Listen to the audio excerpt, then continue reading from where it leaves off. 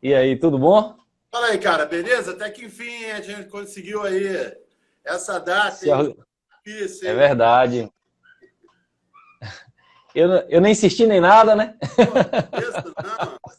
Foi assim, de imediato. Tu falou uma vez, opa, tô dentro. Ai, que bacana, velho. Bacana mesmo estar aqui falando com você. Quero dizer que se eu der alguns deslizes, é porque o fã falou mais alto do que o entrevistador. Tamo aí, tamo junto. Não tem essa de deslize, não. As curiosidades, elas acontecem, né? As pessoas querem saber e a gente está sempre disposto a conversar um pouquinho com a galera. É sempre bom ter esse papo assim mais direto com o público, né? A galera curte, eu também curto bastante. Massa, massa. Então, boa noite a todos que estão presentes na live. Hoje está mais um Papo de Grooveiro na área e nosso grande convidado é o grande baterista. Baterista, não é baixista. Guilherme. É isso aí. Tudo na paz, né, Guilherme? O canal de baixista, né? O cara que faz as mídias para você tinha me colocado como um baixista, né? Ainda bem que antes lá, hein? Aí eu falei com ele, rapaz, o que é isso? Ele, caraca, velho, agora eu fiquei com vergonha por você. Eu falei, não, tranquilo, beleza. Tá relax, tá relax. É a cozinha. Todo mundo ali na cozinha ali, né? Baixa bateria. É verdade, verdade. Vamos lá, Guilherme. Eu queria conhecer um pouco da sua história, né? A gente já conhece como fã, mas tem uma galera aí que segue no canal que às vezes ainda não conhece, né? E eu queria te fazer a primeira pergunta. Nos conte como foi seu início, onde e quais foram os seus principais passos na bateria e o que te atraiu ao instrumento. Isso antes do Catedral. Antes, né? Normalmente a gente já começa desde pequeno, né? Se identificando, né? Com o instrumento. E a gente eu, no meu caso específico, sou nascido e criado na igreja. Meu pai, ele gostava muito de música, ele era autodidata, tocava alguns instrumentos. E na nossa casa sempre tinha aqueles cultos assim residenciais, então meu pai sempre fazia reuniões lá em casa, então ele estava sempre tocando violãozinho, aí tinha às vezes um pandeirinho, eu ajudava ali no pandeirinho e tal. Mas eu era da igreja presbiteriana, e na igreja presbiteriana naquela época, e a gente está falando aí de uma época que já não tão recente assim, já há bastante tempo. A igreja presbiteriana, né, do Brasil, a tradicional, ela não tinha instrumentos, né? Os instrumentos eram aqueles mais tradicionais mesmo, órgão ou piano e tal. Então não tinha, na minha igreja não tinha assim, nada que me chamasse atenção. Mas eu ia assim aos finais de semana, a gente sempre ia para a casa dos meus avós, né, por parte de mãe, e lá eles eram da igreja metodista, que era já uma igreja mais renovada, então, e aí já tinha, né? Os meus tios faziam parte de um conjunto lá que se chamava aqueles conjuntos vocais. Eu tinha um tio que tocava guitarra e tal, então já tinha ali naquele conjunto da igreja metodista, isso lá aqui em Nova Iguaçu, no Rio de Janeiro, né? Aí tinha bateria, tinha contrabaixo, tinha teclado, né?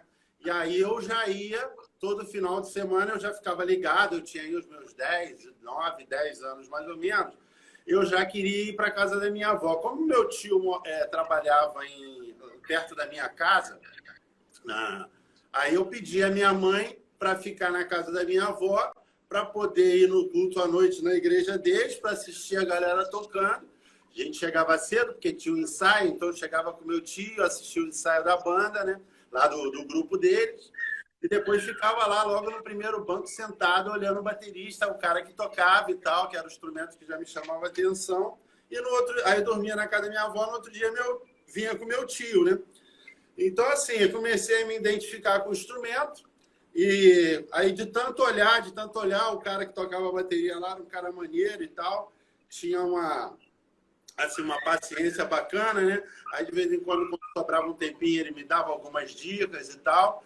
E aí eu tinha o quê? Uns 12 para 13 anos, já tava tocando alguma coisa. Aí esse cara, ele acabou sofrendo um acidente, ele trabalhava numa empresa, acabou sofrendo um acidente, e uma ferramenta lá caiu na mão dele, né? Então ele ficou durante um bom tempo impossibilitado de tocar.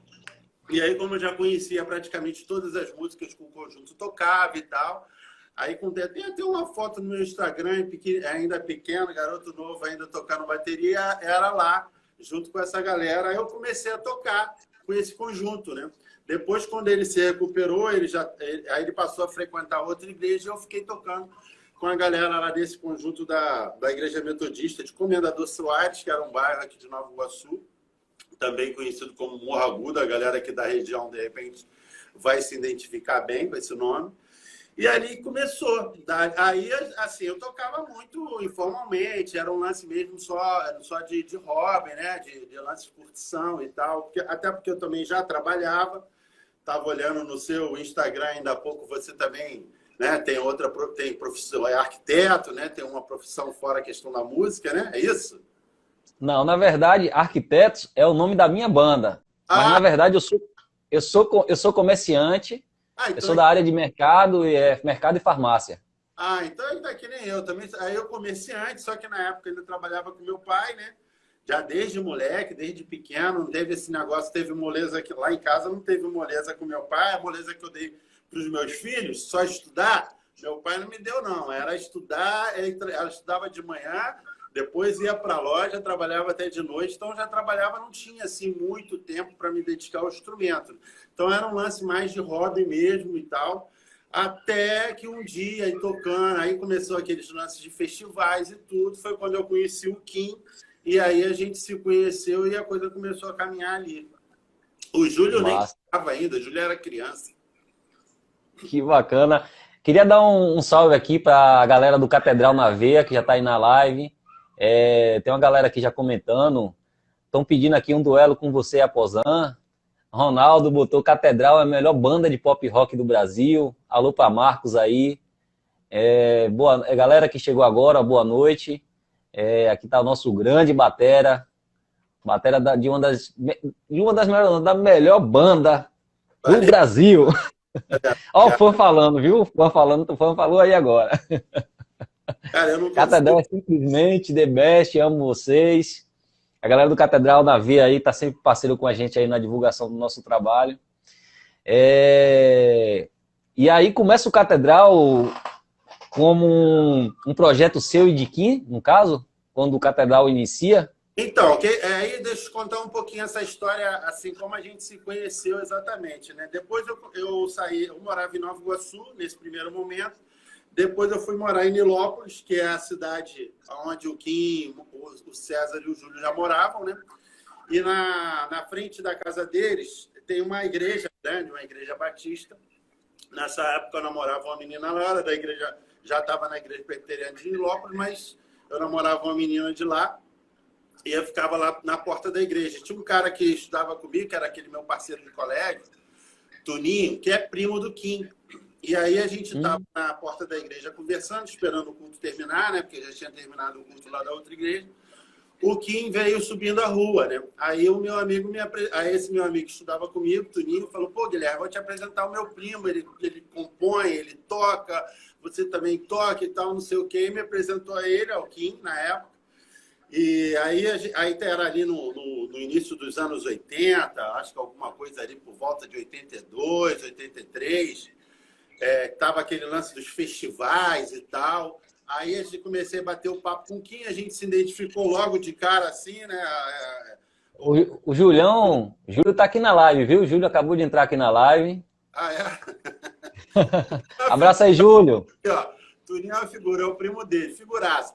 Aí o Toninho chegou, aí o Toninho me apresentou, eu comecei a bater papo com o Kim, aí o Kim falando no lance dos festivais. Pô, cara, você toca, eu já tinha uma bateria na época, uma Pinguim de 1 tom ali e tal.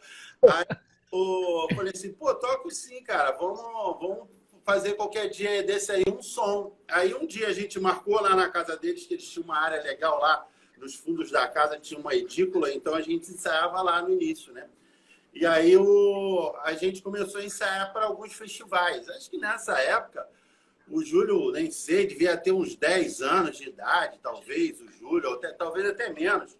Aí a gente começou a ensaiar lá, e aí era eu, o César, né? O Kim, e aí tinha uma menina que tocava teclado e um cara que tocava contrabaixo, e a gente começou a participar de alguns festivais, e a coisa foi dando certo, né?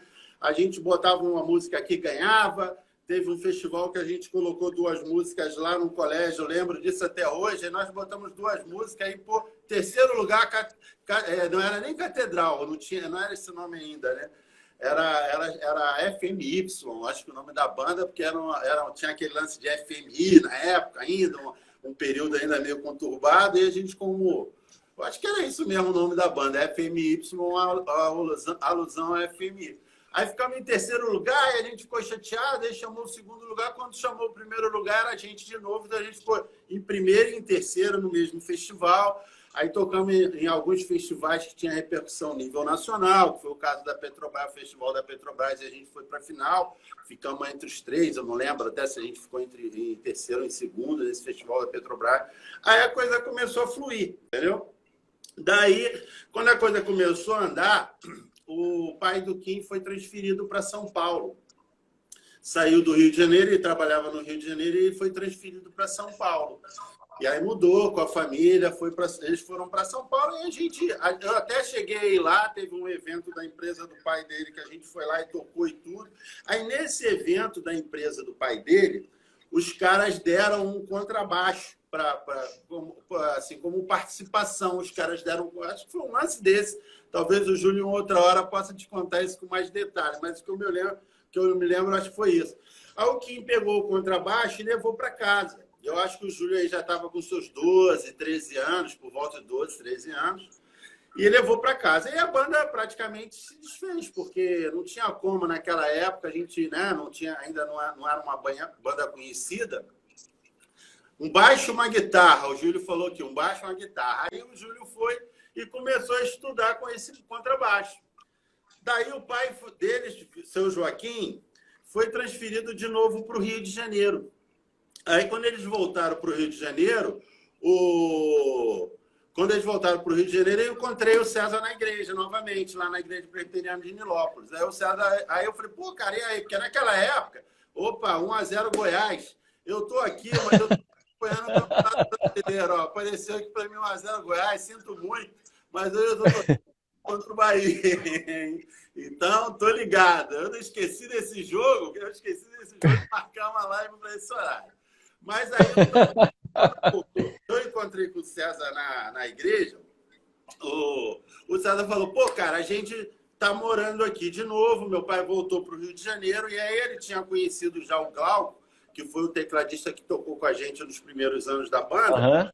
Ele falou, e a gente está querendo montar a banda de novo, o Kim está com várias composições, a gente está com várias composições, a gente estava querendo ver se gravava isso.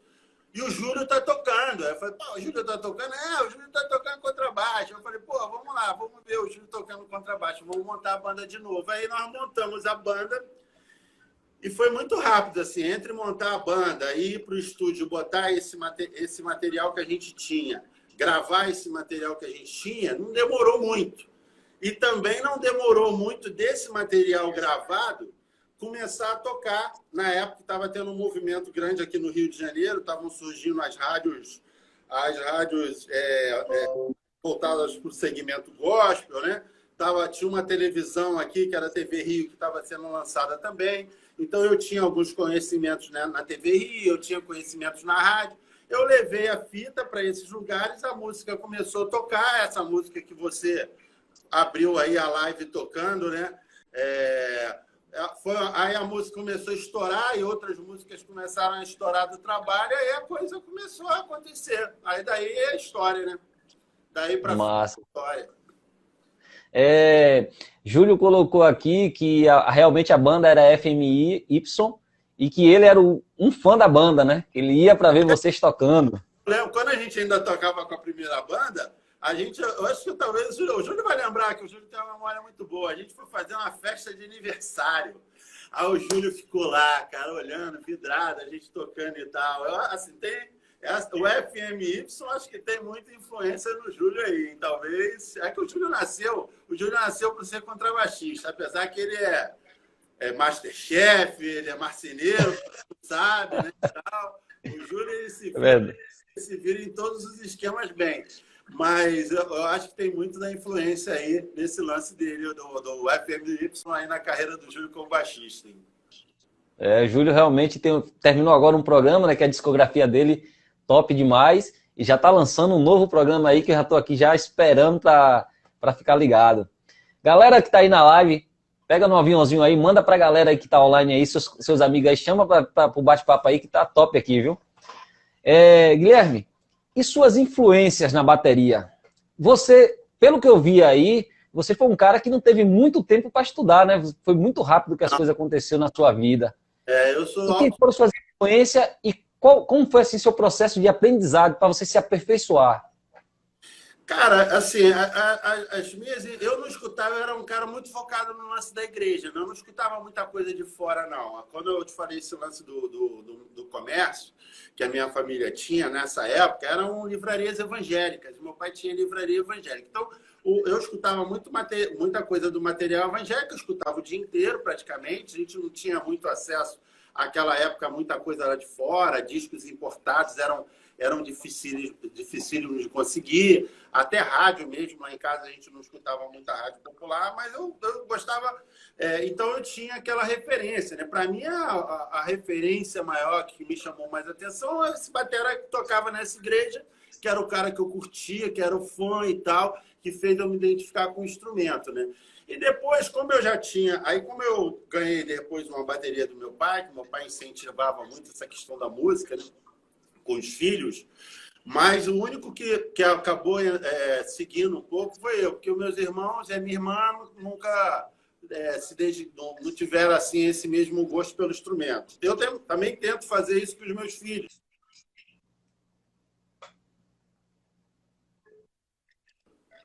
Deixa eu ligar aqui a bateria, que está acabando aqui, cara.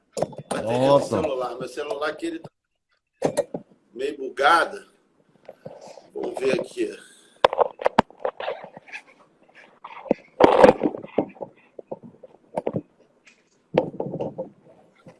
É isso aí, galera. Galera aí, vai mandando um aviãozinho aí para os amigos, chama a galera aí para participar da live, vai deixando as perguntas. Então vamos lá. E vamos aí, daqui a pouco eu começo a ver as perguntas aí para passar para o Guilherme.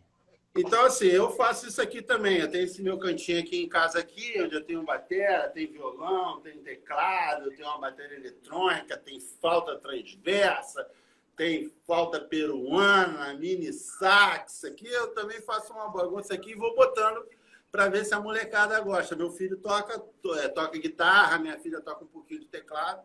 Mas, então assim, aí eu fui ali, aí comecei, já tinha essa bateria em casa, já começava a escutar as coisas, e aí começava a escutar e tirar em cima daquilo ali que eu estava ouvindo, entendeu? Então era muito rock inglês naquela época ali e tal, né? E aí ia tirando, e praticamente assim, conseguia tirar bem de ouvido, ouvia ali, bateria, acho que é bem mais simples do que... Porque é ritmo, né? Não é fácil você distinguir o que é o som da caixa, o que é o som do bumbo, o que é o som do contratempo, né? Do chimbal. E diferente de outros instrumentos. Então, fui tirando, me identifiquei mais com esse ritmo, com um ritmo mais assim, o rock inglês, e daí a coisa foi andando. Não tem muito mistério, é uma pegada mais tranquila, né? E deixando mais o feeling atuando mesmo, né, Guilherme? Deixar o feeling, o sentimento naquilo que você acha que fica legal, que rola legal, entendeu? Tem uma visão muito diferenciada assim, do lance da bateria como instrumento de acompanhamento, como um instrumento que dá a base para a galera, né? Ter aquela a cama para poder a galera fazer o esquema, preocupado com a harmonia, né? Para não atrapalhar o cantor, para não atrapalhar um lance de guitarra, para não, né, cada um do seu colocado ali dentro do seu lugar direitinho, para não ficar aquela bagunça. tem muito a ver isso. Às vezes os bateras de hoje, mas o cara não tem muita, às vezes, o cara estuda, tem muita técnica. Bahia empatou 1-1, hein? Vamos respeitar aí, caramba, meu Deus. Aí, assim, então o cara quer botar tudo numa música só, então... Mas o meu lance é mais isso aí mesmo, e curtir, cara. Eu gosto muito de curtir. Quando a banda fez o último show, né, que a gente estava para parar e tal, aquele negócio, chegamos a parar, a ideia era essa mesmo, não foi uma ação de marketing nem nada. Depois a gente entendeu que tinha que voltar. Mas o que eu falei até no dia que a banda terminou, né, quando a gente fez o último show, o show de encerramento, era que, assim, se eu não estivesse lá no palco, eu estaria curtindo, eu estaria lá embaixo, entendeu? Porque eu curto muito o som da banda, curto muito estar com a galera, curto muito, né, tá também ali no palco. Eu me divirto também no show, né? Eu não gosto muito desses shows que a gente tem que fazer gravação de DVD e tal, porque você fica muito tenso, não, você não pode errar e tal, tem aquela situação toda. Mas os shows normais, pô, eu vou para me divertir, para curtir, ver a galera e saio feliz pra caramba. Tô com saudade, muita saudade. Já vai fazer 1 ano do nosso último show, né? Verdade, é verdade. Um abraço aqui para minha esposa, ela tá lá na empresa e tá dizendo aqui, amo demais a banda Catedral. Só mal escutando Catedral, viu? Qual o nome dele? Vanusa. Valeu, Vanusa. Valeu, obrigado aí. Vocês já assistiram o show da banda, aí? Já, sim. Eu já saí daqui para ir para Pernambuco ver o show da banda, sozinho. Cara, você é de que lugar da Bahia? Eu tô de Camaçari. Ah, Camaçari. Vocês já tocaram muito aqui também, já fizeram uns 3 shows aqui em Camaçari, se eu não me engano. Não, legal. Carrapicho. Bahia a gente toca desde o início. Tem alguns estados assim que a gente já começou na nossa primeira turnê, a gente já passou, lembro de algumas cidades do interior da Bahia. Pô, Vitória da Conquista, Iguaíbe, Cuí, Nova Canaã, Jequié, pô, Itapetinga ou Itapetininga, um negócio assim. Bahia está no coração da gente. Na verdade, o que eu acho legal do show de vocês, assim, desde que eu comecei a acompanhar o show, a possibilidade que vocês abrem da gente ir lá no camarim, tirar uma foto, conversar, tal, mesmo sendo rápido, mas aquilo ali pro cara que é fã não tem preço. E aí todo show que eu fui, que eu tive a oportunidade de ir, eu sempre consegui entrar no camarim, bater uma foto, falar pelo menos um oi aí com a galera. Então, isso aí é legal. Esse projeto. Cara, é bom você falar isso, porque tem muita gente que às vezes acha que a gente não quer fazer isso, né? Então, assim, na maioria das vezes, a gente tem condições de atender todo mundo. A gente tem tempo e tal, então dá para atender. Quando também você não está num show de 5, 10, 15 mil pessoas, se você também tiver num show de 5, 10, 15 mil pessoas, se tiver 1.000, 2.000 pessoas para você atender, não tem como, né? É praticamente impossível. Mas, em alguns casos, às vezes, você está com horário.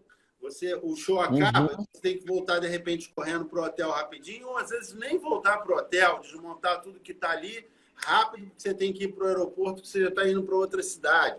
Ou então, o teatro ou a casa de espetáculos, ela tem horário, você tem um horário para entregar. E aí, às vezes, as pessoas pensam, pô, cara... Então, é legal você falar isso para as pessoas verem que, assim, a gente tem essa vontade de fazer isso sempre, mas em algumas situações não dá. Aí depois você aguenta aqui nas redes sociais, a galera te mandando inbox ali, pô, vocês são metidos, vocês são isso, vocês são aquilo, fui no show lá para tentar falar, tentar tirar uma foto, vocês não atenderam. Então, é legal você falar isso para as pessoas verem que quando dá, a gente atende até a última pessoa que está esperando.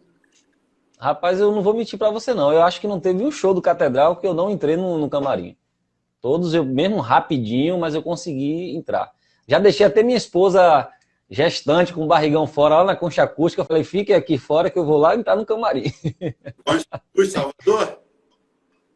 Salvador, na Concha Acústica, quando vocês fizeram o som na Concha Acústica. Maneiro. Guilherme, a partir de que momento você pensou em fazer disso sua profissão e qual foi a sua primeira atitude que tomou para realizar esse sonho? Cara, então assim, eu acho que a gente curtia música e não, a gente queria fazer música. Eu acho que no início lá atrás, eu acho que ninguém pensava em fazer disso uma profissão. O Kim fazia psicologia, o Kim chegou a se formar como psicólogo, chegou a clinicar, né? Ele tinha pacientes. Né? O César era ainda muito novo, o Júlio também, novo ainda, adolescente, pré-adolescente para adolescente. Então, assim, eu acho que a gente não via nisso como uma possibilidade de profissão. A gente gostava de fazer e fazia porque curtia, as coisas aconteceram, né? Então, assim, quando as coisas começaram a acontecer, e aí começou a ficar muito intenso, você tem que viajar, você tem que se dedicar a uma série de situações, aí a gente meio que, opa, agora a brincadeira ficou séria, né? A coisa ficou séria, a gente tem que tomar uma posição aqui. Mas no caso do Kim, por exemplo, ele teve que abandonar a psicologia, né? Ele já estava começando a receber pacientes fãs. Então, aí já misturava aquela coisa do artista com o psicólogo, né? Então, aí já começava a dar problema e ele foi obrigado a abdicar. Então, o César e o Júlio continuaram ali, porque até então acho que eles ainda não estavam pensando em nada. E eu trabalhava no comércio. Então, nessa época, eu já trabalhava para mim mesmo, né? Já tinha saído do esquema da empresa do meu pai, eu já trabalhava para mim, então eu fazia o meu horário. Como a gente tocava muito finais de semana, aí eu viajava às vezes na sexta-feira, na quinta, aí tocava quinta, sexta, sábado, às vezes domingo, voltava, na segunda-feira eu estava trabalhando novamente, né? Então, assim, foram várias vezes que eu cheguei, por exemplo, do aeroporto, fui direto para a empresa, não ia nem em casa, né? E às vezes eu ia trabalhar de manhã, numa sexta-feira, e ficava na empresa até determinado horário, já com tudo dentro do carro, e daí já partia para o aeroporto, né? Então, eu não precisei necessariamente abrir mão da minha empresa para continuar na banda, né? Até quando a gente fazia turnês, assim, de ficar muito tempo fora de casa, eu tinha o meu pessoal de confiança, minha própria família mesmo também toda envolvida nessa questão do comércio. Então, meus irmãos sempre me ajudaram muito, me ajudam até hoje nessa questão. A gente trabalha junto. Então, assim, nunca me atrapalhou, nunca precisei optar, entendeu? Eu vou ser músico ou não, né? Eu lembro até, não sei nem se eu poderia estar falando isso aqui, mas eu lembro uma vez que o Geraldo, batera do Novo Som, né? Uhum. Trabalhava, o Novo Som estava começando também, a gente se conhece desde o início. E o Geraldo me procurou, ele trabalhava no escritório, né? E ele falou assim, pô, cara, como é que tá, né? Ele foi conversar comigo, acho que ele se lembra disso. Aí ele foi conversar comigo e falou assim, pô, cara, como é que eu faço, né?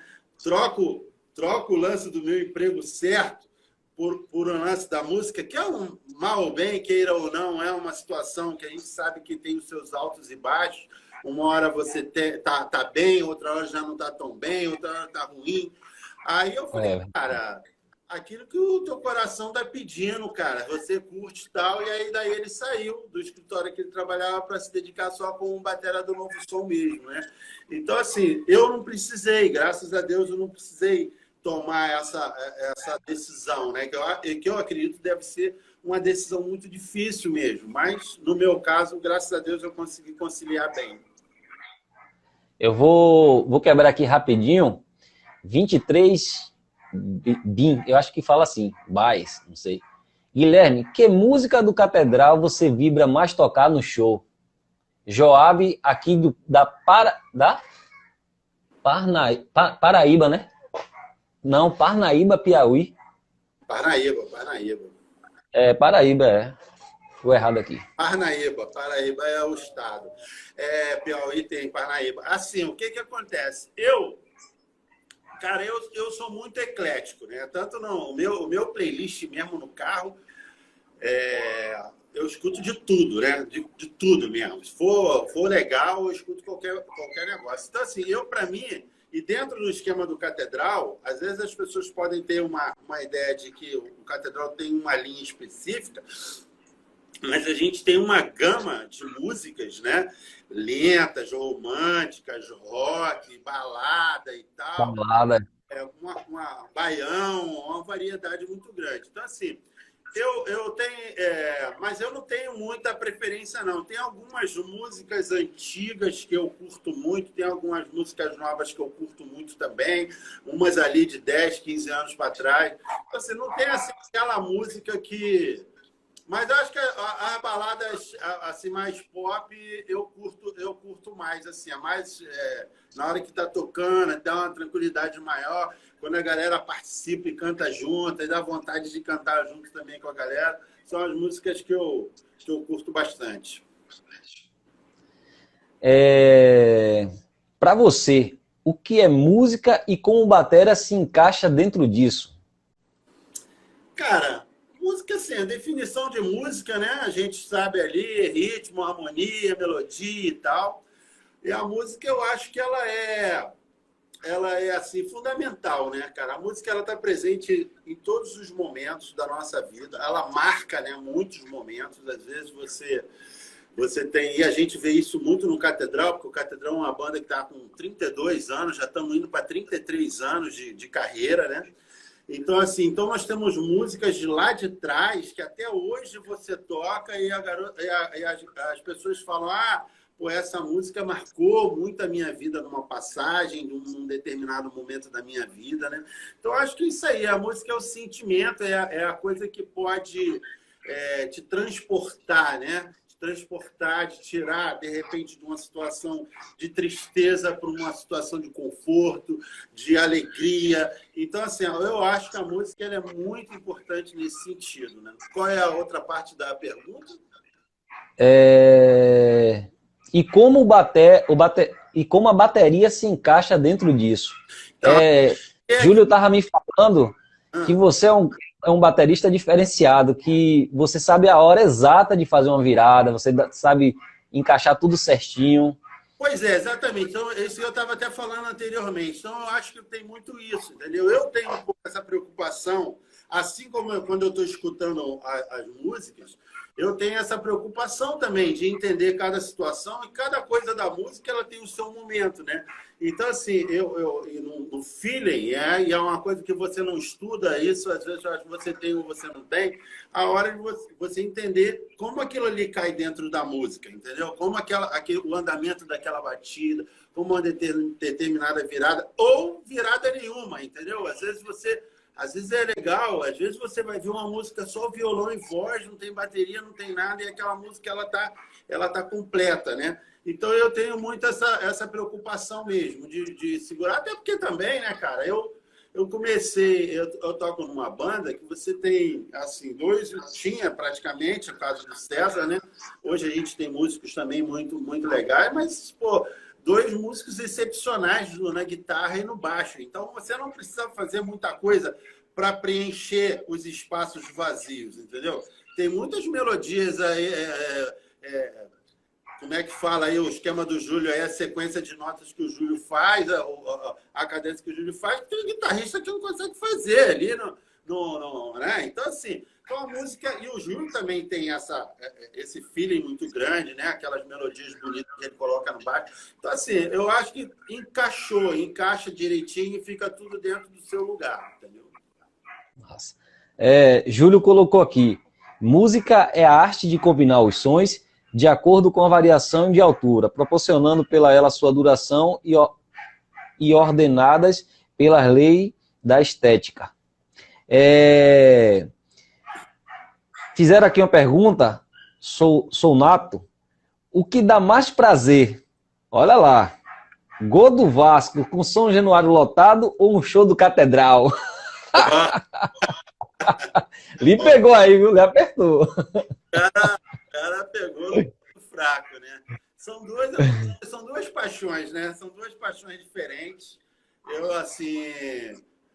todo mundo... Acho que a galera que curte Catedral há muito tempo, que se liga em futebol, sabe que a gente é vascaíno, né? Não vou dizer vascaíno doente, nós somos vascaínos sãos, né? Doente é a galera, o rubro-negro lá. Mas, assim, a gente tem uma paixão muito grande pelo Vasco e é emocionante. É emocionante, as 2 situações são emocionantes. São situações diferentes, mas que se equivalem, né? Que o show você tem aquela sensação prolongada, né?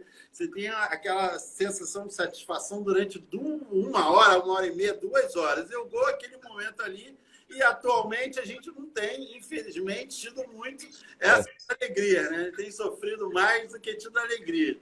Mas são duas emoções bem distintas, né? Você é um cara que vai sempre ao estádio de futebol? Vou, sempre quando eu posso, vou bastante. A gente, Kim, Júlio também, a gente sempre ia quando o Kim estava morando aqui, né? Aquele campeonato mundial de interclubes que teve aqui no Maracanã, a gente foi em todos os jogos. E teve um jogo que eu lembro que era num sábado e a gente tinha um show em Cabo Frio, mais ou menos umas 3 horas de viagem, né? Então a banda toda, a galera, a estrutura toda foi pro show e nós fomos pro Maracanã. Eu fui pro Maracanã de carro, né? Eu, Kim, Júlio César, ainda na época, o César também. E aí, quando a gente ficou ali, naquela adrenalina, acabou o show, entramos no carro e metemos o pau para chegar em Cabo Frio a tempo de fazer o show lá. Acabou o jogo, a gente vazou direto, né? Assistimos todos os jogos daquele Mundial, todos os jogos. Eu e o Kim, a gente foi em todos. Eu não lembro se o Júlio e o César foram em todos também, mas eu e o Kim, a gente foi em todos. Você tem uma rotina diária de estudo? Não tenho assim, diária não tenho não. Eu sou, né, meio relapso nesse ponto. Mas eu tô sempre... E eu gosto de tocar outros instrumentos também, entendeu? Eu gosto de tocar, arranhar uma coisinha aqui e tal. Porque a bateria, ela tem um pouco vamos dizer assim, essa dificuldade para você estudar, porque é um instrumento rítmico, né? De percussão, ele não tem melodia e tal.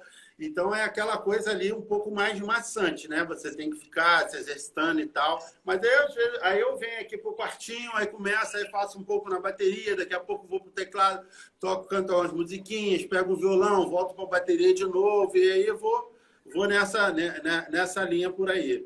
Mas não sou muito... Não sou de Caxias ali, aquela galera determinada e tal. Massa. Aqui, ó, ouvia muito Jair Pires? Ouvia Jair Pires. Na minha época de loja, que eu trabalhava como lojista no balcão da loja, que era moleque, meus 12, 13, 14, 15 anos, o que fazia sucesso era isso, era Jair Pires, Chile Carvalhais, Oséias de Paula, Feliciano Amaral, Luiz de Carvalho. As bandas que tinham na época eram ainda Cantores de Cristo, Sonoros, depois é que veio Vencedores, Grupo Elo, Grupo Logos, mas essa galera aí toda, pô, às vezes o Kim até brincava, tinha aquele programa Qual é a Música, né, na galera, pô, música evangélica dessas da antiga, começou a tocar, eu já sabia qual era, conhecia todas. Massa. Você falou a respeito aí de ter uns instrumentos, tal, falou o nome dos instrumentos. O quanto você acha importante o baterista possuir conhecimento teórico ou até mesmo tocar um instrumento harmônico? E no que isso influencia ou não no play? Cara, assim, eu nunca parei para pensar exatamente, né, por esse ponto de vista, não, entendeu? Mas como eu sou um cara que, eu curto os outros instrumentos também. Eu gosto de escutar um detalhe que o guitarrista está fazendo, um detalhe que o Júlio está fazendo no baixo, um detalhe de teclado que é bonito, porque às vezes você está lá na música inteira e entra aquele detalhe de teclado que faz a maior diferença e some, e é só uma vezinha na música. Então, como eu gosto muito desses detalhes, eu procuro sempre valorizar isso, entendeu? Sempre valorizar isso dos outros instrumentos também. Então, você às vezes está numa pegada de rock, aquele lance que vai ter, aí a música dá uma caída, você diminui a intensidade para você não destoar, porque de repente a galera vai pegar uma intensidade menor e você vai continuar aquela intensidade, você, né, mata ali a harmonia do negócio, né, o conjunto.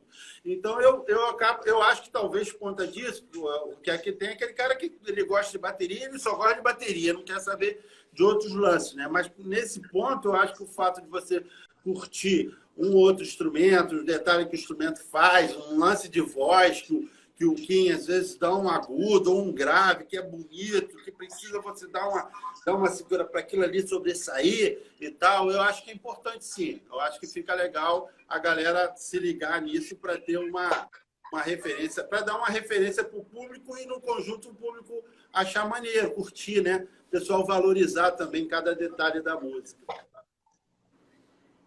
Na sua opinião, o que difere o baterista brasileiro dos demais bateristas do mundo? O que essa característica trazem de positivo e o que você acredita que deve ser repensado? Cara, eu acho assim, eu vejo até, não digo repensado, porque pelo meu ponto de vista, eu acho que o baterista brasileiro ele tem uma vantagem, porque devido ao a quantidade de ritmos que a gente tem no Brasil, né? Então, assim, eu vou te dizer que um baterista brasileiro, um baterista que conhece de música brasileira, ele toca com qualquer pessoa do mundo aí. Já o cara lá de fora, eu não sei se ele toca aqui. Eu não sei se o cara vai chegar aqui e vai tocar um boi lá, né, aquele ritmo lá do norte, lá, muito forte no Maranhão. Vai tocar um baião. Maracatu. Cara, vai tocar um samba.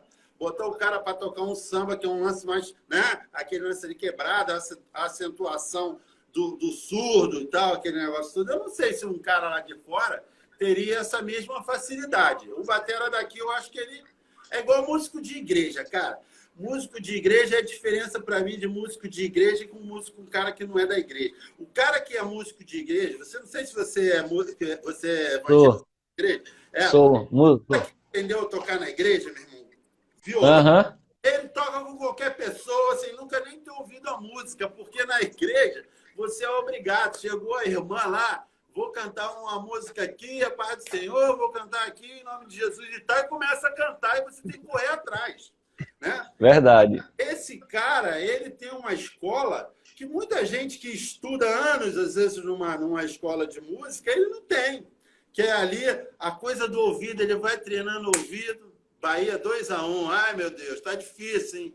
Tá difícil hoje, hein? Olha, até te falando aquele dia que você me convidou, estava brincando até com meu filho ainda há pouco. Eu falei assim, pô, que eu não sou muito de live, essas coisas. Às vezes a galera reclama assim, Guilherme, pô, você não faz. Eu falei assim, não, cara, não curto muito e tal, assim, eu sou meio tímido e tal, não sou muito de falar, brincadeira. Aí eu falei assim, pô, no dia que você me chamou, o Vasco tinha acabado de ganhar. Quando eu estava feliz, se você tivesse me pedido dinheiro emprestado, eu tinha te emprestado também, que você me mandou na live. Salve! Salve, Vasco da Gama! Não vou nem falar, não vou nem ficar falando isso não, senão o Vasco ganha, galera. Pô, dá pra me emprestar uma grana aí e tal. Então, esse lance, assim, eu acho que isso diferencia muito, que a igreja dá muito essa oportunidade, que a gente tem de músicos aí excelentes, formados dentro da igreja, a igreja tem uma contribuição muito grande. Galera do metal, se você for ver a galera do metal, que toca por aí afora, a maioria de Assembleia de Deus, que tinha banda, a maioria das igrejas da Assembleia de Deus antigamente tinha banda e tal. Então, assim, a contribuição é grande. Eu acho que nesse ponto, voltando à pergunta original, a coisa do baterista brasileiro, eu acho que ele acaba levando essa vantagem, sim, em relação ao baterista estrangeiro. A galera, não sei se todo mundo sabe, mas além do início do Catedral, você também foi um cara que revolucionou o mercado gospel, né? Você foi o cara que lançou o primeiro trabalho do Catedral, não é isso? Pela Pioneiro. A Pioneiro, como foi estar com a banda que está começando e já está fazendo um trabalho assim legal, bacana, e lançar essa banda, e participar do lançamento dessa banda? Cara, então, essa entrada nossa, vou dizer assim, porque na época foi da empresa, né? Eu, meus irmãos, a gente ainda estava junto, meu pai e tal, meu pai ainda era vivo. Então, nós chegamos a ter uma rede de lojas, de livrarias evangélicas aqui no Rio de Janeiro, tinha loja em Juiz de Fora, em Minas Gerais, tinha loja em Cachoeiro do Itapemirim, no Espírito Santo, do interior do Rio, na capital do Rio de Janeiro. Então, a gente tinha um volume relativamente grande de venda de material. E lá atrás, nos anos 80, essa coisa de gravadora não era uma coisa assim profissional. Você tinha algumas gravadoras evangélicas que viviam única e exclusivamente ali de fazer aquele material para vender como gravadora, mas a gente tinha também as produções independentes.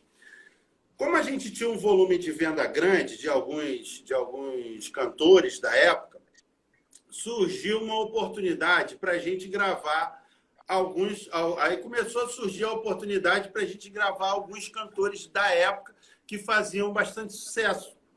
E aí a gente começou a falar assim, poxa, se a gente já tem uma venda legal dentro do nosso próprio segmento, né? Então, dentro das nossas próprias lojas, a gente conseguir fazer um produto que saia por um preço em conta, porque você está fazendo direto na fábrica, você está tratando direto com o artista, para a gente vender pelo preço de varejo na própria loja, já dava uma margem de lucro suficiente que diminuiria o nosso risco. A gente já teria uma diminuição de risco já considerável. Então, a gente começou a trabalhar ali com alguns cantores mais conhecidos, que na época é Martim Lutero, que era não sei se você chegou a conhecer, Banda e Voz, que era uma outra banda também que estava na época também estourada aqui no Rio de Janeiro e tal, já espalhando pelo Brasil. E aí, quando o Catedral lançou, que aí o que aconteceu? O tape mesmo, a gravação do trabalho do Catedral, ela foi feita pela banda.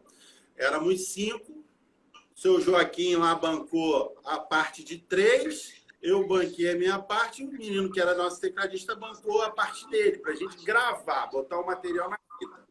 Quando a fita ficou pronta, o trabalho ficou pronto, que a gente começou a tocar na rádio, aí a gente precisava dessa estrutura para jogar o material para fora. E eu já tinha essa estrutura. Não era uma estrutura muito grande, era uma estrutura pequena ainda, mas já era um início, né?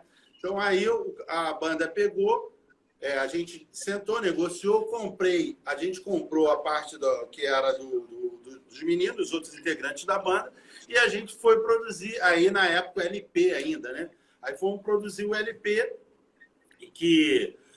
aí a coisa começou a rodar, Mas depois o mercado começou a se profissionalizar.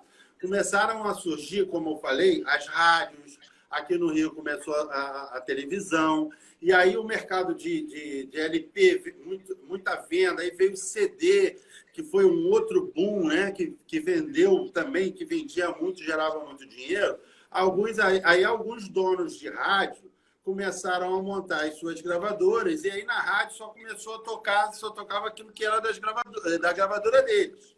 E aí começou a ficar difícil para a gente poder divulgar o trabalho da nossa loja, que a gente produzia, porque a gente não tinha rádio. E a gente achou melhor também, por bem, ficar focado só na questão do varejo e abrir. Foi quando a gente foi para a MK, em 94, a gente começou o período fora da Pioneira, né? Ficamos na Pioneira até 93. Teve um LP que a gente fez fora, mas depois a gente continuou fazendo que a gente experimentou, mas essa outra gravadora que a gente foi no nosso segundo trabalho, ela também tinha o mesmo problema, ela não tinha um veículo de comunicação, né?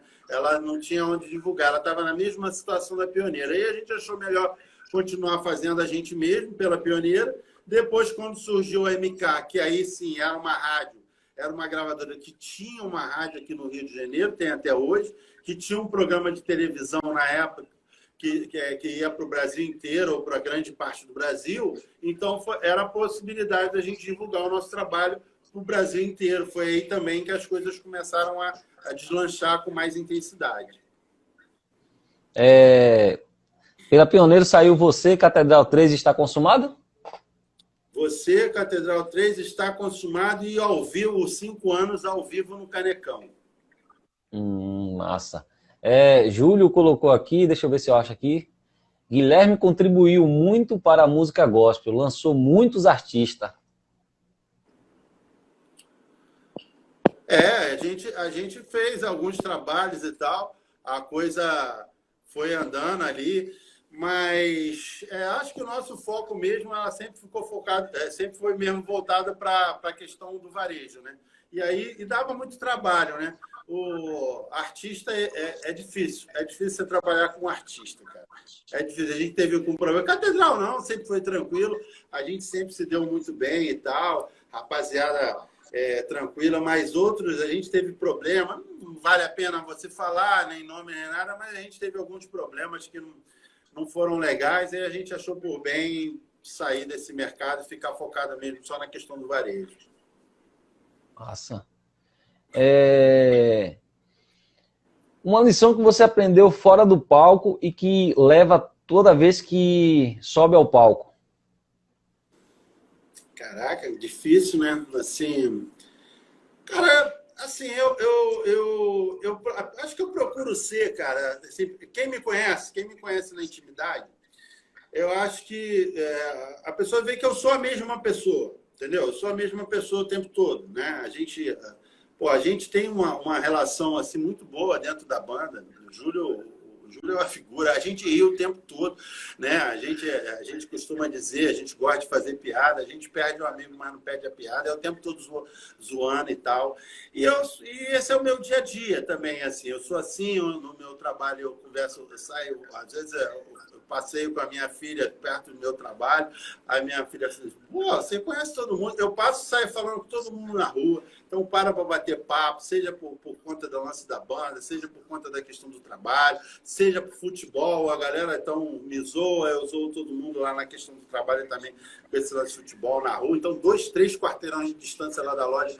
Então, assim, eu acho que é isso aí. Eu acho que eu levo meio assim, para o palco, é isso. É uma simplicidade que eu tenho na minha vida também, toda, independente de qualquer coisa. Eu acho que também essa pandemia ela veio muito para acentuar isso, né? Que a gente não é nada, né? De repente, Verdade. fazendo ali 2019, Réveillon, fazendo planos e mais planos para o ano de 2020. Aí chega 2020, vira tudo de cabeça para baixo, né? E que a gente não precisa de muito para viver, a gente pode ser feliz. É verdade. Né? Então, assim, eu acho que essa simplicidade, eu acho que ela é bacana e ela funciona, pelo menos para mim, ela funciona muito bem. Massa. Queria mandar um alô aqui também, acabou de entrar aqui na live, meu irmão, Alex Calda, é o vocalista e guitarrista da banda também. E uma lição que você aprendeu no palco e que você leva para a vida? Cara, eu acho que também assim, é a mesma coisa. Eu acho que assim, uma coisa que eu admiro muito no próprio Catedral, acho que assim, é a responsabilidade, entendeu? A gente é uma banda que a gente tem muita responsabilidade, seja, né, a gente a gente brinca, a gente se diverte, mas a gente tem muita responsabilidade com relação à questão do trabalho. Tenho muito orgulho de dizer que nesses 32 para 33 anos de carreira, nós nunca perdemos um evento por atraso, porque deixamos de ir, porque uma pessoa faltou, porque não, ensaio é aquela coisa da pontualidade, né? A gente brinca muito lá, até na banda lá, marcou um horário lá embaixo na recepção do hotel. Eu, o Júnior e o Kim somos os primeiros a chegar até do que o Kaique e o Diego. Né? A gente tem a responsabilidade do horário. Você vê, nosso esquema estava marcado aqui para 7 horas, 19 horas, 10 minutos antes eu já estava entrando em contato com você. Então, eu acho que a coisa da responsabilidade, né, eu acho que isso se reflete na vida também. Isso que a gente tem no palco, a gente também tem no dia a dia. Isso ajuda muito, contribui muito para que a gente tenha uma vida tranquila, sossegada, sem muitos problemas para a gente e sem levar problemas para os outros também. Tem umas perguntas aqui, Guilherme, deixa eu dar uma olhada aqui para não passar. Qual música do Catedral você mais gosta? Pois é, estava falando no início, né, cara? Eu não tenho assim muita preferência, não. Eu acho que qualquer hora dessa eu vou fazer assim, uma playlist. Eu vou fazer uma playlist aí do Catedral e vou divulgar para a galera, para ver se a galera curte ou não. Vai ter música lá desde o primeiro trabalho até do último, entendeu? Vou fazer. É difícil, né? É difícil. A galera acha que não. A pessoa reclama, acabou o show, vai aquela galera no camarim lá, vocês não tocaram a música tal. Ah, vocês não tocaram música tal. Gente, o Catedral tem quase 30 CDs lançados, mais de, não sei, mais de 300 músicas, e graças a Deus, ao talento de compositor, do Kim, do Júlio, do César, as nossas músicas, todos os trabalhos que a gente fez, sempre teve mais de uma, duas, três, quatro, cinco músicas que foram sucesso. Se a gente for colocar todas as músicas que fizeram sucesso no único show, a gente tem que fazer um show de 5, 6, 7 horas. Então sempre vai ficar muita coisa fora, não tem jeito, né? E o que é bom também, né? Porque deixa a galera com gostinho de quero mais. Então nós estamos preparando a turnê agora para o segundo semestre desse ano. Se Deus quiser, essa pandemia vai dar uma trégua aí, a vacina vai dar uma aliviada.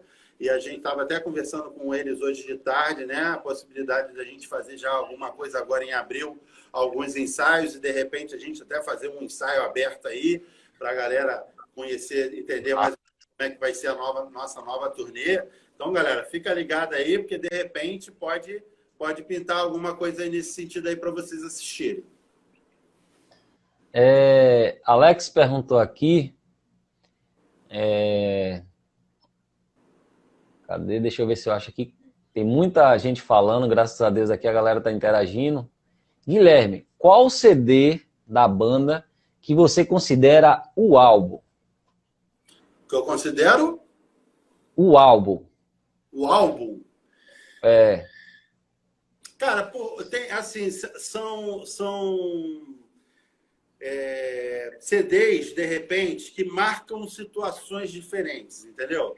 Então, assim, o primeiro CD, para mim, o primeiro trabalho, é um trabalho importantíssimo, porque foi o trabalho que abriu portas para tudo que aconteceu depois, entendeu? Então, daí, o primeiro trabalho ao vivo, um trabalho que a gente gravou ao vivo, que talvez as pessoas não saibam, foi puxado do LR da mesa. Não teve nenhum tipo de edição pós-show. Aquele Catedral 5 anos é play-rec direto da mesa. O menino da rádio chegou lá para gravar o show, perdeu até o iniciozinho do show, ele chegou um pouquinho atrasado, quando ele plugou na mesa e puxou. Então, marca um período, né? 10 anos, o outro 10 anos do Catedral também marcou um novo período na banda. O acústico, né? Já que é o primeiro trabalho, que foi o trabalho já que o César já não estava mais com a gente. Então, assim, tem vários. Então, tem aqueles tecnicamente que são melhores, né? Que os trabalhos que a gente fez pela Warner, por exemplo, né? São tecnicamente melhores, deram mais condições para a gente de trabalho.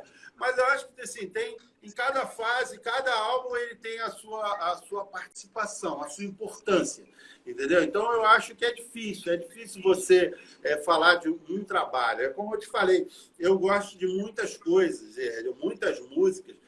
Outro dia mesmo eu entrei no carro e começou a tocar o Catedral, uma música, esqueci até agora o nome da música, uma música que eu não ouvia há muito tempo, cara, a música é linda. Então, assim, tem muita coisa mesmo, muita coisa bacana que é difícil falar. Qual região do Brasil o público é mais forte? Rapaz, isso aí é complicado, vai arrumar problema. Bom, eu poderia ficar em cima do muro, falar que tudo quanto é lugar que a gente chega, a galera é bem receptiva, o que não é mentira, é uma verdade. Todo lugar que a gente vai, porque como a gente praticamente faz eventos para o nosso público mesmo, direto, a gente não é muito de participar com outros artistas em outros eventos, a gente gosta de fazer o nosso trabalho voltado para o nosso público, então a gente sempre tem uma boa receptividade. Quem vai lá é a galera que curte Catedral, né? Então, assim, mas eu acho que a região Nordeste é a região assim, mais que abraçou o Catedral assim, de uma forma especial, onde a gente tem um feedback muito grande da galera e que toda vez que a gente está lá, sem contar que é uma região muito linda, maravilhosa, eu curto muito o Nordeste, né? As águas mais mornas das praias, aqui no Rio a água é fria pra caramba, eu moro aqui perto da praia, não vou à praia porque eu não gosto de água gelada. Então, é uma região muito bonita, gosto muito, eu acho que o Nordeste fica um pouquinho na frente, sim. Eba! A galera colocou aqui Natal, Maceió, Pernambuco, Recife. Isso aí. Deixa eu ver aqui, tem outra pergunta aqui. Estudou bateria com alguém ou sempre foi autodidata? Cara, E qual a melhor bateria que você já tocou? Fazer logo duas perguntas. então, assim, eu sempre fui autodidata, mas às vezes, uma vez ou outra, você pega algumas dicas com um ou outro batera, né, e tal, vê alguma coisinha. Eu fiz 6 meses de teoria musical numa escola de música aqui no Rio de Janeiro, a Vila Lobos, isso muito lá no início e tal. Tinha uma escolinha de música quando eu era garoto, que dava aula de bateria, mas é aquela coisa bem, bem modesta, né? E tal. Não tem hoje em dia a facilidade que você tem hoje de pegar no YouTube uma série de situações e tal. Agora, bateria, por exemplo, agora estou com uma DW que eu curto muito o som dela, né? Tá aqui pertinho de mim aqui, ó. Dá para mostrar ela. Ó. Estou com essa DW aqui.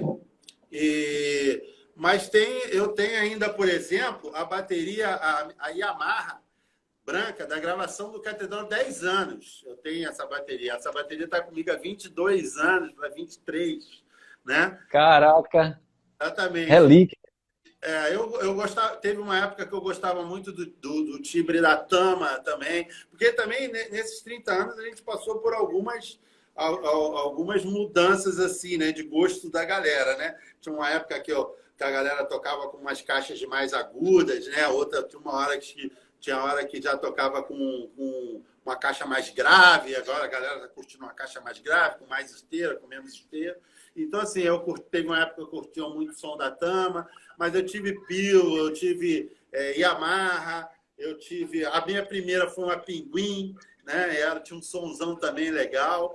Teve uma que eu troquei, eu tenho duas histórias assim de bateria, né? Interessante, que eu tinha uma moto, e aí o Sidney, essa batera aqui, DW, eu comprei ela do Sidney, Sidney Amaro, que era a batera da Band Voz, hoje ele mora nos Estados Unidos, né?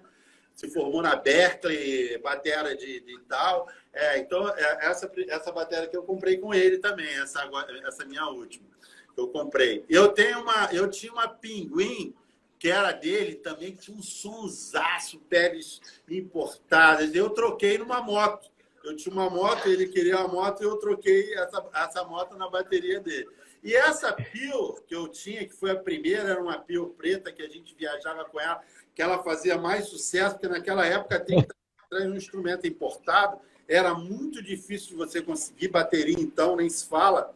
Eu tinha um Monza antigo, um Monza antigão, aí eu troquei também com um cara na bateria, ele me deu um Passat que ele tinha lá, meio caído, eu dei o Monza para ele me deu a bateria, então a gente foi fazendo rolo. Então, mas eu curto muito som, estou curtindo muito o som dessa DW agora, que é o som da gravação do 25 anos, né? Então a galera que já escutou 25 anos vai ver que ela tem um som bem bacana. Júlio me disse que você é um cara 2-2, 2-2, Goiás e Bahia. Vamos lá. Júlio me disse que você é um cara bem, como é que se diz assim, um cara que toca com perfeição, com clique, né? Mesmo quando no início do Catedral, os primeiros álbuns não eram gravados com metrônomo, era solto, mas disse que quando o metrônomo chegou que você parecia que já gravava com metrônomo há um bom tempo. Queria que você falasse um pouco sobre isso, da importância do batera com o metrônomo, e Alex está pedindo para você deixar um conselho para o baterista Júnior que não gosta de estudar. O baterista Júnior é o batera da banda Arquitetos, né? Cara, esse lance do metrônomo, na época que a gente começou a gravar lá atrás, não rolava muito isso, porque era mais aquele lance do ao vivo ali mesmo, né? Então, assim, eu acho que é o lance do sentimento, entendeu? Você ficar ali concentrado no teu sentimento, e às vezes até uma música, ainda vou te dizer, tem músicas do Catedral que elas têm uma variação grande dentro da própria música. Às vezes você está tocando ela uns lances mais ali, pianinho e tal, daí a pouco ela dá aquela crescida. Então, assim, eu não diria, por exemplo, que que seria um erro do batera, numa situação, na hora que ela dá uma crescida, ele aumentar a intensidade, de repente, dar uma acelerada, porque, de repente, a música, aquele pedaço da música está pedindo aquela acelerada, aquela levada mais pesada, daí ela, pum, de repente cai de novo, você dá aquela segurada novamente. Então, acho que é muito esse sentimento. Hoje em dia, como as gravações elas são muito técnicas demais, você tem a facilidade de se gravar os instrumentos, depois você jogar um montão de coisa em cima, trabalhar, ela estando dentro do clique, né? Dentro do metrônomo direitinho, aí eu já acho que passou a ser uma coisa mais importante. Então, hoje a gente não faz mais sem a gravação uma bateria sem gravação. E quem é baterista sabe que é muito complicado para o batera gravar bateria com o clique. Por quê? O baixista está com o som do contrabaixo dele no fone, regula a altura e o clique, você escuta o clique, você está escutando o clique, beleza, você vai fazer legal. O batera não, meu irmão. O batera tem o som da bateria ali, ao vivo, que tapa o clique, o som do clique. Então, se você não tiver com um som muito bom de clique, se você não tiver muito ligado, é fácil você sair do andamento. Mas, assim, em geral, lá no estúdio mesmo do Júlio, a gente sempre, ele manda as músicas para mim, eu dou umas passadas em casa, sempre chega lá e a gente grava de primeira, o equipamento dele é legal, rola bacana. Ele falou realmente, fala bem disso, que você é um cara que chega lá, é um clique, um tape mesmo, já foi, já gravou e vamos para frente. Isso é bom, parabéns por isso. Você já fez participações em outras bandas no seu Catedral? Cara, assim, que eu participei um pouquinho de tempo maior, na época eu já era até do Catedral, não sei se você ouviu falar, se você lembra de uma banda chamada Altos Louvores. Essa lançou vários cantores. A Isla, né? Na época que eu toquei com Altos Louvores, a Isla era do Altos Louvores, o Sérgio Lopes era do Altos Louvores, né? Tinham outros cantores que passaram por lá, na época eu toquei, que foi assim, foi mais por eu conhecia a galera, eu tinha essa bateria, que é essa bateria Peel, que era uma bateria que chamava a atenção de todo mundo, né? E o Altos Louvores ia fazer um show num dia que o Catedral não ia tocar. E aí o Edivaldo, que era o tecladista da banda, que era muito meu conhecido, até tocou no meu casamento, faleceu recentemente, ele até tocou no meu casamento, ele perguntou se eu não podia alugar a bateria para ele. Eu falei assim, Edivaldo, eu alugo, tudo bem, beleza. Eles iam tocar num teatro perto lá de casa, né, de onde eu morava. Aí ele falou assim, então beleza, você pode... Aí tá tudo certo. Aí ficou acertado eu levar a bateria para ele. Aí cheguei lá no teatro, levei a bateria, montei a bateria, tudo bonitinho, direitinho. E o que aconteceu? O baterista do Altos Louvores não apareceu, cara. Não apareceu. Caraca! Aí, o que aconteceu? O Edivaldo Guilherme Colateira jogou a bomba no meu colo. Mas como eu conhecia as músicas, né? E aí ele falou com a galera, olha, gente, infelizmente o nosso batera não apareceu, que era o Fernando, até um parceiro meu, Fernando. O Fernando não apareceu, parece que ele tinha viajado, não conseguiu chegar a tempo do evento. O Guilherme está aqui, que é o batera do Catedral, vai ajudar a gente nesse, né, hoje e tal, vai dar essa força. Aí eu toquei com eles nesse show. Tal, no improviso e tal, aquele negócio todo. Só que aí, por conta dessa falta, parece que já estava rolando alguns, o Fernando acabou saindo da banda. E aí o Edivaldo falou assim, pô, Guilherme, dá para tu quebrar um galho para mim, ficar tocando com a gente, que eles estavam estourados na época, eles estavam estourados com umas músicas, estavam tocando direto durante a semana, vários esquemas. Aí eu falei assim, dá para você quebrar um galho e ficar tocando com a gente, enquanto eu não arrumo outro batera? Eu falei assim, cara, dá. O dia que, os dias que não confrontar com a agenda do Catedral, eu posso dar essa força para vocês sim. Aí fiquei tocando com eles um tempo. Teve um show que a gente tocou junto em Volta Redonda, Catedral e Outros Louvores. Eu toquei com o Catedral e com Outros Louvores nesse mesmo dia. Mas inclusive foi o último show, que aí também o Catedral já estava também começando a agenda a ficar muito apertada. Aí eu falei, olha, Edivaldo, eles estavam até ensaiando um trabalho novo, eu tinha até ensaiado o trabalho, ia até gravar com eles, mas aí eu falei, cara, infelizmente não vai dar, não tem mais como. Ele estava me cozinhando, eu senti que ele estava me cozinhando, assim, não estava correndo atrás de baterista nenhum, né? Estava tentando meio me dar uma fisgada, né? Mas eu falei, pô, não dá não, bicho, Catedral é a minha praia, Catedral é... Aí eu fiquei com Catedral e aí eles arrumaram outro batera, que foi a banda que eu toquei. Foi a banda que eu toquei, assim, de conhecida, né? Banda que eu toquei. Fora isso, foram outras coisas, assim, mais não profissionais e tal. Nada demais, não. Ah, a galera comentou aqui no início da live, e eu deixei para falar agora no final, sobre o tiozão do churrasco. Opa! Como aconteceu esse apelido? E Júlio me disse também que você é o único da banda que não envelhece. Cara, vou começar por essa segunda. É o seguinte, como eu tenho o cabelo branco desde cedo, eu já tenho eu acho que desde quando a galera conhece o Catedral aí, a galera já me viu de cabelo branco, né? Então, assim, eu acho que o bom de você já ter o cabelo branco há muito tempo é que você não fica diferente, né?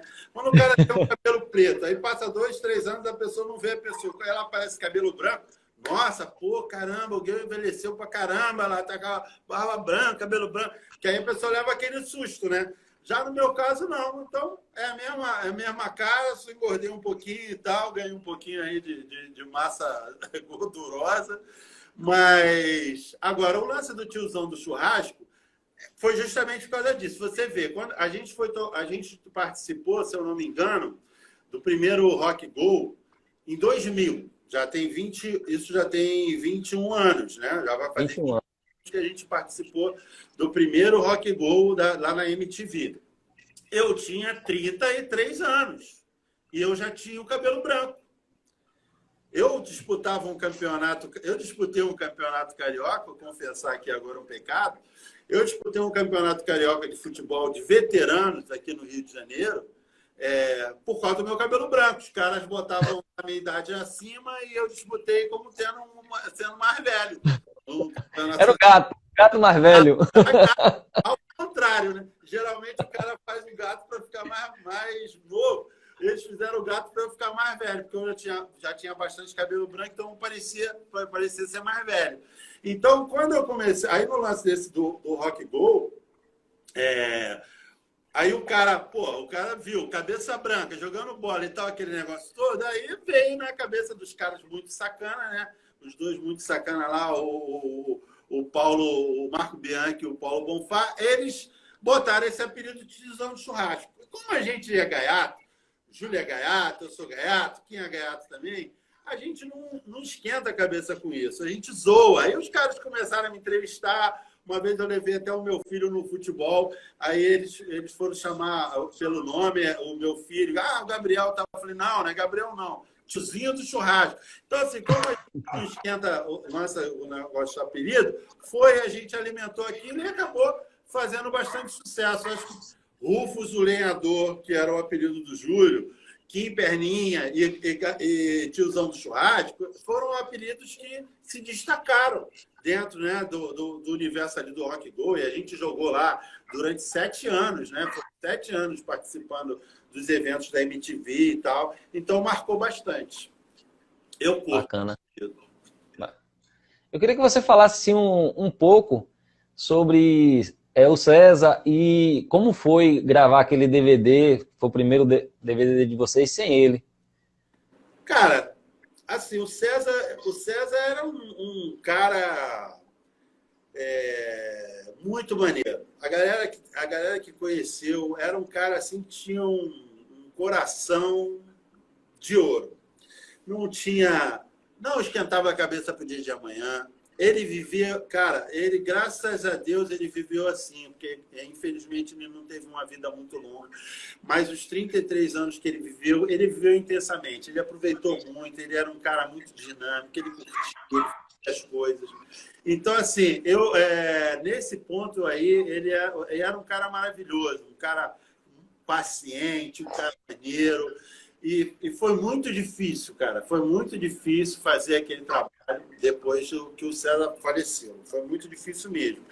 Mas a gente entendeu que era até talvez uma maneira até de homenagear também ele, dando continuidade no trabalho, que foi ele, na realidade, o César foi o cara que mais correu atrás da banda, né? Ele era o cara que corria atrás, que convidou o Glauco para ser o tecladista, que me chamou para voltar para a banda de novo. Era o cara que corria atrás, que a gente que saía na rua de noite para colar cartaz, quando tinha show lá do início da banda lá, que a gente colava, aqui no Rio a gente chama de os cartazes que a gente cola nas paredes e tal. Então ele saía de noite para fazer isso. Então era um cara que mereceu todo o sucesso que teve. Vivenciou muito isso, esse sucesso que o Catedral teve ali. Ele estava no Catedral no auge, ele estava. Então, assim, foi uma pena, né? Foi uma pena muito grande ele ter partido tão cedo, mas Deus é soberano, sabe de todas as coisas. E a gente vai, tenho certeza que um dia a gente vai se encontrar, né? Não sei a hora, Verdade. mas eu sei o lugar, né? Então, a gente sabe que ele está bem, né? Não impede que a gente fique triste, mas a gente vai se... É verdade. Guilherme, eu queria que você deixasse uma dica para a galera, uma dica de, não sei, uma dica de estudo, uma dica de levada ou uma dica de empreendedor. Fica a seu critério. Cara, assim, acho que dentro daquilo que a gente conversou aqui, eu acho que eu vou até pegar um ponto que a gente até falou para ressaltar isso. Eu acho que seria mais uma coisa para aquela galera que tá começando agora, que está estudando muito, que a gente vê, às vezes, até em alguns músicos experientes, a gente vê, às vezes, a gente sente isso, que é uma falta de feeling na hora de fazer as execuções, entendeu? Então, tem, assim, é uma situação gosto pessoal meu, né? Gosto pessoal. Então, não sei se a galera curtir, a galera que, de repente, curtir e tal, entender, que sirva como, de repente, como um toque, nesse sentido, para que a galera entenda que a música, a bateria é um instrumento de acompanhamento e que ela faz parte de um conjunto.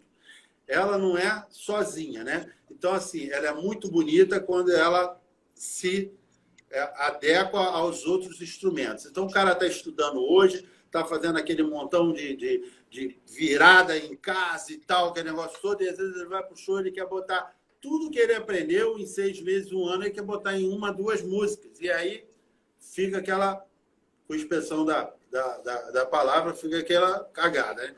Então, assim, a galera ter esse sentimento que é importante você estudar para principalmente você ter firmeza naquilo que você vai fazer na hora. Quanto mais você estudar, mais firmeza você vai ter, mais segurança você vai ter para fazer uma virada, um movimento que você curte, mas no momento certo, na hora certa, sem atrapalhar o cantor, sem atrapalhar o baixista, sem atrapalhar o guitarrista e principalmente dentro do tempo direitinho. Eu acho que essa seria a minha dica aí para a galera. Massa, massa. Velho, nossa live já está chegando aqui já no final. Tenho muito que agradecer. Quero te agradecer pela atenção e pelo carinho, pelo Papo de Grooveiro aí, por atender meu pedido, fazer essa live aí com a gente. E dizer que nós sentimos muito honrados com sua presença aqui no Papo de Grooveiro. Eu vou deixar essa live lá no IGTV, vou botar ela depois no YouTube. Você é patrocinado por alguma empresa? Eu acho que baqueta, né? Tem algum trabalho seu com baqueta e tal? Tem um trabalho que a Ibanez, né? Que a Ibanez fornece para mim as baquetas, né? As baquetas personalizadas e tal. Agradecer o pessoal lá de Recife que faz essa ponte para mim, né? E tal, lá com a Ibanez, e até os representantes lá da área de Recife.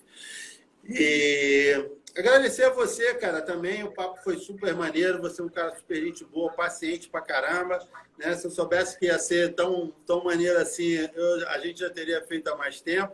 Mas acabou que tudo tem o seu tempo, tudo tem a sua hora. Verdade. Assim.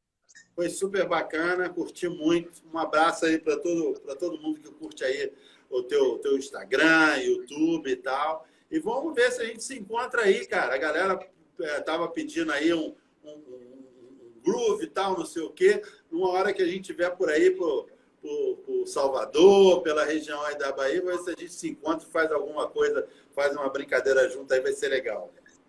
Pô, massa, velho. Seria massa, seria massa. Eu tô até vendo com o Júlio, antes da pandemia, Júlio tava certo para fazer um workshop aqui na igreja, né? Ia ter um show de Kim, algo aqui em Camaçari, a gente já ia fazer, quem sabe um esquema que o Catedral venha tocar aqui em Salvador, próximo, a gente trazer você e o Júlio aqui para dar um workshop para a galera. Esse workshop do Júlio aí é super elogiado.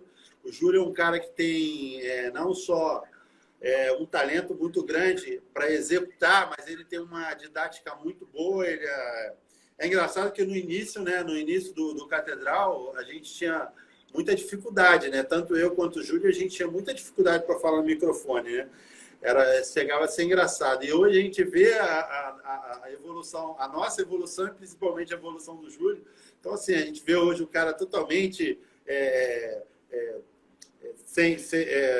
totalmente solto nos vídeos que ele faz, nas aulas que ele dá. Então, ele tem uma didática muito bacana, tem um lance muito legal, vale muito a pena o pessoal ir nesse workshop dele.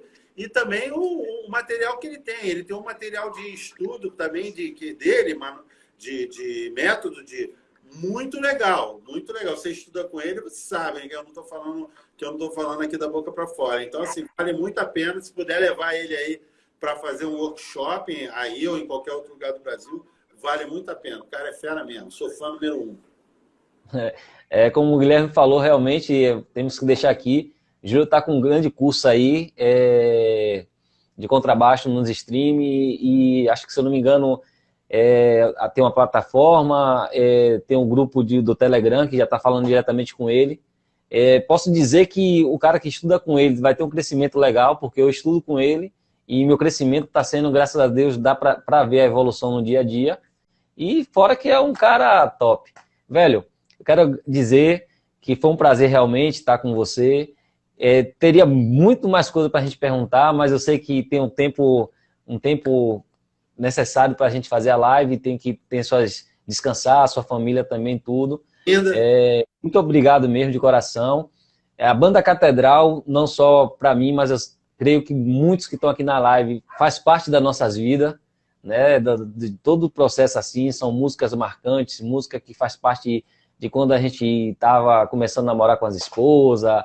A cada momento da nossa vida tem uma música do Catedral. Então, tá falando com você aqui, como eu te falei, além do Papo de Grooveiro, que é o projeto que eu venho fazendo, é um fã que está aqui da Banda Catedral, um fã de vocês, que curte o trabalho, que curte o som da Banda Catedral, que curte cada um de vocês. Então, é um prazer muito grande estar aqui. Muito obrigado mesmo, de coração, por estar fazendo parte aí desse projeto, Papo de Grooveiro, e por você fazer parte das nossas vidas através da música e tal. Muito legal. O prazer foi todo meu. Assim, voltando ao lance do Júlio, só para terminar, o Júlio é tão maneiro que eu permiti ele entrar na minha família, né? Deixei ele. Se ele não fosse maneiro, eu não deixava, não. Aí, valeu, tamo junto, valeu, estamos aqui no meu cantinho, só para a galera ter uma ideia aqui como é que é a paixão pelo Vascão. Pelo Vascão, tá aqui na minha parede, né? E aqui o quartinho, a bateria eletrônica, tecladinho aqui que a galera toca, faz o sonzinho, a batera. Outra hora a gente troca um outro papo aí com mais tranquilidade. Tá certo, vamos sim, vamos marcar. Valeu. Vamos marcar. Até falou com o Júlio, a gente vai fazer uma live com o Júlio também. E aí a gente vai se falando. Abração, velho. Valeu, um abraço. Fica com Deus aí. Amém, amém. Valeu.